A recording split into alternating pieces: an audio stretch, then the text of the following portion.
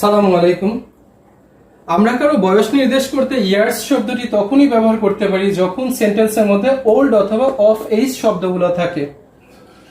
একটু যদি বুঝিয়ে বলার চেষ্টা করি, আমরা ধরুন যে জাহিনের বয়স 5 বছর, এটা ইংরেজি করতে চাচ্ছি। আমরা সাধারণত কিভাবে করে থাকি যে জাহিন ইজ 5 ইয়ার্স ওল্ড।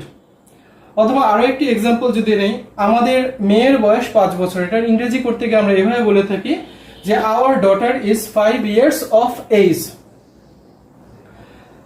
এছাড়া আরো একটা এক্সাম্পল নিতে পারি যে we have a 5 years old daughter, আমাদের 5 বছর বয়সী একটা মেয়ে আছে।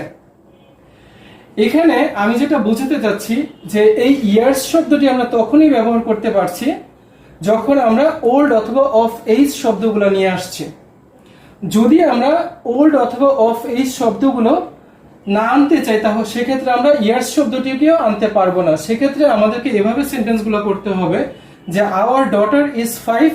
এক্ষেত্রেও আমি বুঝাচ্ছি যে আমাদের মেয়ের বয়স হচ্ছে 5 বছর। অথবা we have a daughter of 5, আমাদের 5 বছর বয়সী একটা মেয়ে আছে।